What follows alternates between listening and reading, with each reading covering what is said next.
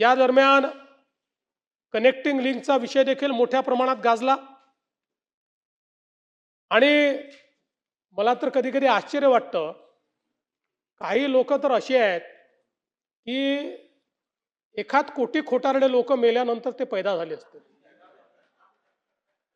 आणि लाजही वाटत नाही हो खोटं बोलायला. कनेक्टिंग लिंक सुरू झाल्यानंतरही दुसऱ्या दिवशी टीव्हीवर येऊन खोटं बोलतात. एखाद कोटी, जयंतराव तुम्ही हसू नका, मी तुम्हाला नक्की सांगतो आपल्याकडे काही हे नाही आहे, पण 1 कोटी खोटारडे मेल्याशिवाय पैदाच नाही होऊ शकत. पण मी तुम्हाला सांगतो, एक लक्षात ठेवा, खरं म्हणजे कनेक्टिंग लिंकचं काय झालं तर आपण सगळ्यांनी बघितलं, खोटारडेपणा सगळा बाहेर आला. पण त्याच वेळी महायुती सरकारची हिंमत होती म्हणून आम्ही कनेक्टिंग लिंक बांधून दाखवली. ज्यावेळी कोकण रेल्वे बांधायची वेळ आली त्यावेळी असंच लोक म्हणायचे ही रेल्वे चालू शकणार नाही, ही बांधू नका, इथे दरड कोसळते. पण मधु दंडवते नावाच्या एका व्यक्तीमध्ये हिंमत होती, त्यांनी सांगितलं बांधणार, आणि ती बांधली. बांधल्यानंतर जवळपास 15 वर्ष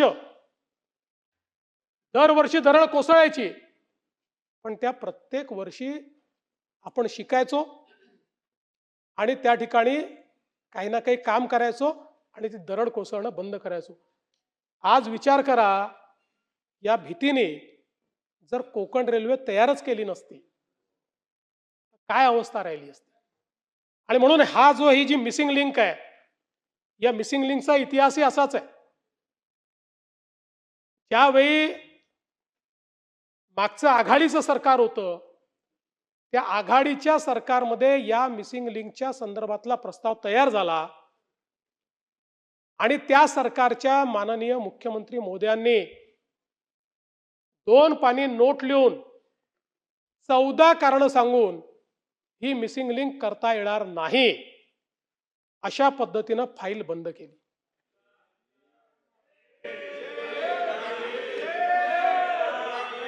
चौदा कारण दिले, 14. पण लक्षात ठेवा, गिरते हैं शेरे सवार ही मैदाने जंग में, गिरते हैं शेरे सवार ही मैदाने जंग में, वो तिफल क्या गिरे जो घुटनों के बल चले. आणि आम्ही निर्णय केला,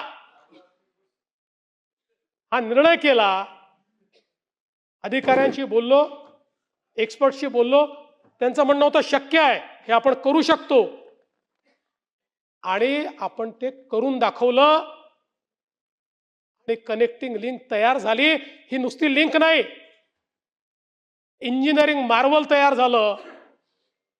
जगातला सगळ्यात मोठा बोगदा, सगळ्यात रुंद बोगदा जगातला, आणि भारतातली सगळ्यात उंच वायाडक्ट, सगळ्यात उंच केबल स्टेड ब्रिज भारतातला, हा आपण त्या ठिकाणी तयार करून दाखवला. जिथे 170 किलोमीटर प्रति तासाचा वारा येतो, त्या ठिकाणी आपण ही मिसिंग लिंक तयार केली किंवा कनेक्टिंग लिंक तयार केली. आणि मला अतिशय त्या सगळ्या इंजिनियर्सचं, कॉन्ट्रॅक्टर्सचं, अधिकाऱ्यांचं कौतुक करायचं आहे की ज्यांनी हे इंजिनिअरिंग मार्वल तयार करून दाखवलं. आज त्या एका कनेक्टिंग लिंकमुळे संपूर्ण घाट सेक्शनचे ऍक्सिडेंट संपले, घाट सेक्शनचा ट्रॅफिक संपला. आणि आज आपण पाहू शकतो की घडलं काय, तर त्या ठिकाणी दरड वरून कोसळली,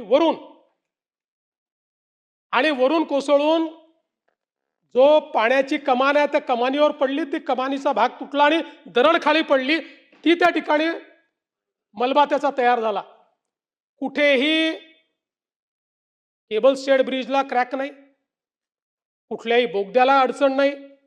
उलट लोकांनी तर सांगितलं की बोगद्यामध्ये इमर्जन्सीची बटन दाबल्याबरोबर 3 मिनिटांमध्ये क्रेन आमच्याकडे आली अनेकांनी सांगितलं बोगदा होता म्हणून आम्हाला त्या ठिकाणी आम्ही वाचलो, पण लगेच पाणी पडतंय आणि असे व्हिज्युअल दाखवणं सुरू केलं की जसं काही कनेक्टिंग लिंकच तुटली. आणि काही लोक ज्यांना तोंडखुरी आहे, आमचा विदर्भातला शब्द आहे, ते असे सुरू पडले की जणू काही 7,000 कोटी पाण्यात गेले. जयंतराव, 18 तासामध्ये ट्रॅफिक सुरू झाला. यांच्या थोबाडावर टिचून. आणि सवाल हा नाही आहे, अरे देवेंद्र फडणवीसला शिव्या द्या, त्याला सवय आहे, शिव्या प्रूफ आहे मी. कारण जीवनात एकच गोष्ट शिकलो, आजपासून 10 वर्षांनी हे शिव्या देणारे दिसणार नाही, पण ती कनेक्टिंग लिंक असेल आणि देवेंद्र फडणवीसचं आणि एकनाथ शिंदेचं नाव असेल. पण माझा आक्षेप या गोष्टीला आहे, मला बदनाम करा पण महाराष्ट्राला बदनाम करू नका.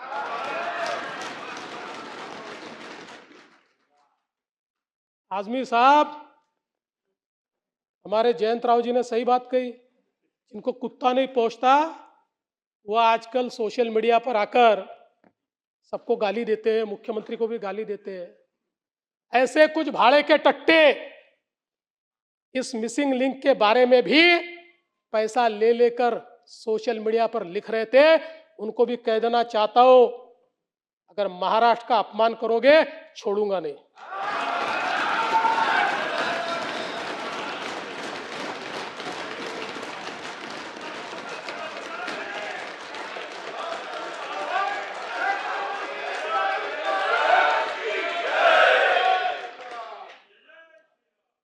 अध्यक्ष महोदय, या घटनेने देखील आपल्याला काही गोष्टी शिकवल्या की पाण्याचा प्रवाह कसा बदलू शकतो, दरड कशी कोसळू शकते. आणि म्हणून पुन्हा IITच्या एक्सपर्ट्सशी आपण चर्चा केली. त्यांनी आपल्याला अजून काही ठिकाणी वायर मेश लावली पाहिजे, कुठून दरड कोसळू शकते, असे आता नवीन आराखडा एक दिलेला आहे, तोही आपण करू. म्हणजे पुढच्या वेळेस कदाचित